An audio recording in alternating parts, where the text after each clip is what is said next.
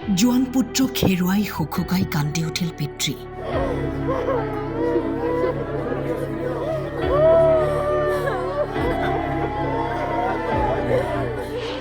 বন্ধুক ছাৰপ্ৰাইজ দিবলৈ গৈ মৃত্যুক সাবটি ল'লে জোৱানজনে।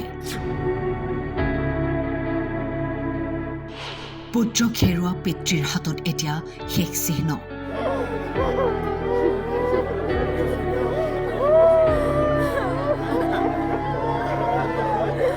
একমাত্ৰ পুত্ৰক হেৰুৱাৰ দুখ কিমান সেয়া ভুক্তভোগীয়ে বুজি উঠিব। 15 নৱেম্বৰত ছুটী শেষ হোৱাৰ কথা আছিল। কৰ্মস্থলীলৈ যোৱাৰ আগতেই জোৱানজনে বন্ধুক ছাৰপ্ৰাইজ দিবলৈ গৈছিল। কিন্তু জাগিৰোডৰ নেলিত দুৰ্ভাগ্যবশতঃ পথ দুৰ্ঘটনাত মৃত্যু হয় CRPF জোৱানজনৰ। বিহপুৰীয়াৰ সন্তপুৰ গাঁৱৰ নিবাসী কমল সন্দিকৈ আৰু ৰূপালী সন্দিকৈৰ একমাত্ৰ পুত্ৰ আছিল CRPF জোৱান জ্ঞানজ্যোতি সন্দিকৈ। তেতিয়াও ঘূৰি নহাৰ বাটেৰে গুচি গ'ল জ্ঞানজ্যোতি। বাসগৃহত কান্দোনৰ ৰ'ল সমগ্ৰ অঞ্চলত শোকৰ ছাঁ।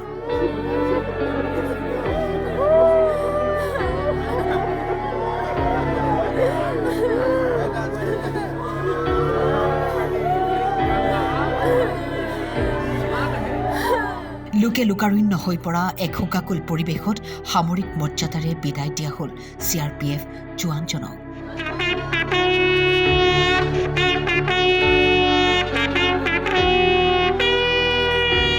লগৰ এজন বন্ধু ভাস্কৰজ্যোতি গগৈ নামৰ ল'ৰাজনক ছাৰপ্ৰাইজ দিবলৈ বুলি গৈ দুৰ্ঘটনাবশতঃ 3:30 মান বজাত যোৱাকালি ৰাতিপুৱা 3:30 মান বজাত নেলিত মেডিকেল কলেজৰ ওচৰত নেলি মেডিকেলৰ ওচৰতে এক্সিডেণ্ট হৈ এজন আঘাতপ্ৰাপ্ত হয় আৰু দুৰ্ভাগ্যবশতভাৱে জ্ঞানজ্যোতি সন্দিকৈ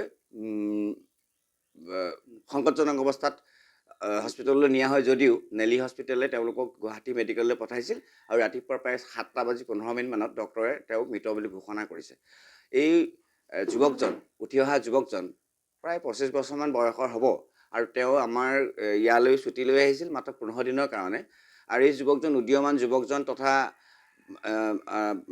CRPFৰ কৰ্মৰত যুৱকজনৰ মৃত্যুৱে আমাৰ গোটেই সমগ্ৰ অঞ্চলটোত শোকৰ ছাঁ পেলাইছে আৰু গোটেই মানুহৰ পৰিয়াল তথা আমাৰ ওচৰ চুবুৰীয়া গাঁও সম্বন্ধ কাৰো মুখত মাত নাইকিয়া হৈছে।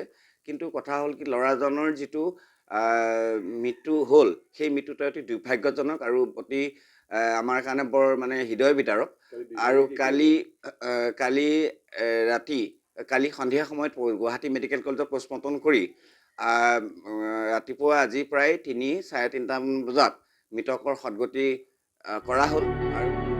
নাৰায়ণপুৰৰ পৰা বিতুপন ফুকনৰ ৰিপৰ্ট, টাইম 8।